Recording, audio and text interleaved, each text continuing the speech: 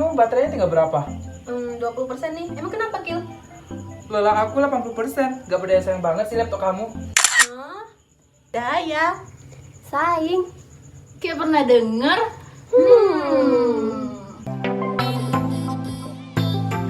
Daya saing ekspor komoditas merupakan kemampuan suatu komoditas dalam memasuki pasar luar negeri dan mempertahankan posisi pasar tersebut. Daya saing komoditas dapat diukur dengan cara membandingkan pangsa pasar dan kondisi pasar yang tetap. Dalam mengukur daya saing, ada beberapa alat analisis yang dapat kita gunakan, seperti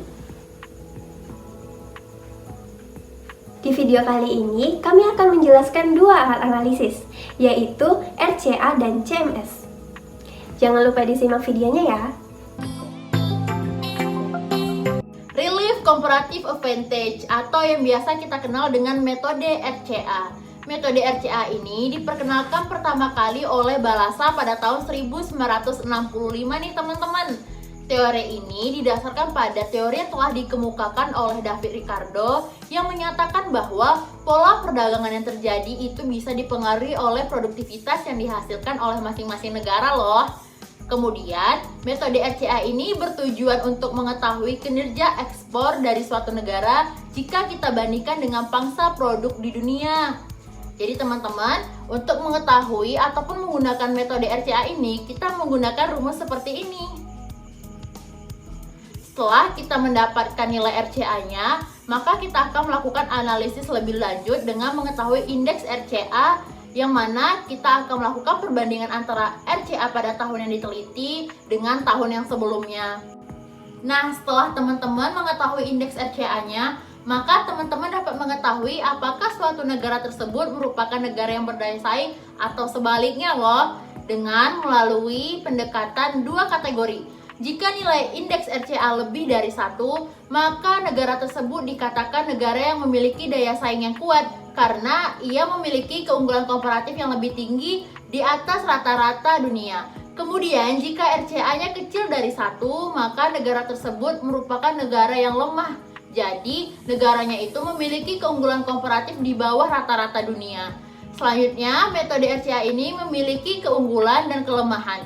Keunggulan dari metode RCA ini adalah hasil analisis yang ditampilkan itu tidak dipengaruhi oleh campur tangan pemerintah.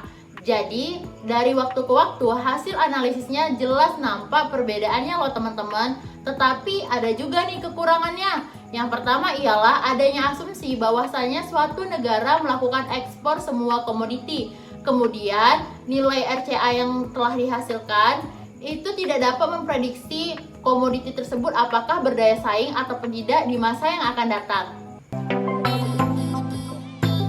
CMS merupakan kepanjangan dari Constant Market Share, yaitu suatu metode yang digunakan untuk mengetahui keunggulan kompetitif ataupun daya saing ekspor yang dimiliki oleh suatu negara.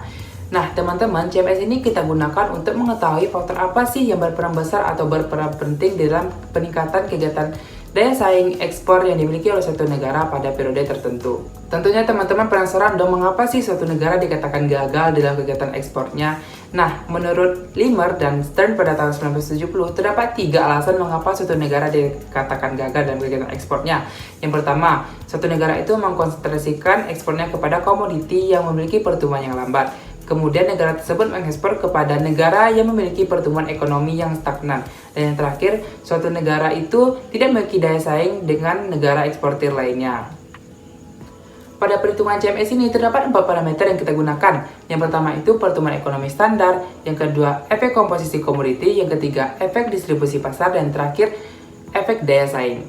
Nah, jika ukuran pertumbuhan komoditi standar dunia itu lebih rendah daripada negara A, maka dapat diartikan bahwa kinerja ekspor di negara A tersebut lebih unggul daripada negara lainnya. Sebaliknya, jika ukuran pertumbuhan standar dunia itu lebih tinggi, maka dapat diartikan bahwa kinerja ekspor di negara A tersebut lebih lemah daripada negara lainnya. Nah, ini adalah rumus dari pertumbuhan ekspor standar. Yang kedua yaitu efek komposisi komoditas. Parameter efek komposisi komoditas terdiri dari 2, yaitu positif dan negatif. Efek komposisi komoditas bernilai positif ketika suatu negara pengekspor dapat menjadi pusat perhatian dunia. Contohnya saja ketika negara Indonesia melakukan ekspor ke negara yang memiliki pusat distribusi atau pasar distribusi komoditas tersebut, namun memiliki nilai yang lebih tinggi dibanding pertumbuhan kelompok komoditas tersebut. Untuk menghitung efek komposisi komoditas dapat menggunakan rumus ini. Efek distribusi pasar. Parameter efek distribusi pasar ini terdiri dari dua, yaitu positif dan negatif. Efek distribusi pasar dapat bernilai positif ketika suatu negara pengekspor dapat mendistribusikan pasarnya ke pusat pertumbuhan permintaan. Contohnya yaitu ketika negara Amerika sedang meningkatkan pertumbuhan terhadap impornya, kemudian negara Indonesia memanfaatkan hal tersebut untuk meningkatkan ekspornya, maka hal tersebut dapat memberikan pengaruh terhadap efek pertumbuhan distribusi pasar yang bernilai positif. Hal tersebut juga berkebalikan ketika negara Amerika yang sedang menurunkan impornya, namun negara Indonesia tetap menaikkan pertumbuhan ekspornya, maka hal tersebut dapat menyebabkan efek distribusi pasar yang bernilai positif. Adapun untuk menghitung efek distribusi pasar dapat menggunakan rumus ini. Dalam parameter efek daya saing, jika mendapatkan nilai yang positif, maka negara A tersebut lebih kuat dari negara pesaingnya. Nah, jika mendapatkan hasil yang negatif, maka negara A tersebut lebih lemah dari negara pesaingnya. Nah, ini adalah rumus dari parameter efek daya saing. Cukup sekian yang dapat kami sampaikan. Jika teman-teman ingin mengetahui, Alat analisis daya saing lainnya, Silahkan. Cek link di atas ya. dadah!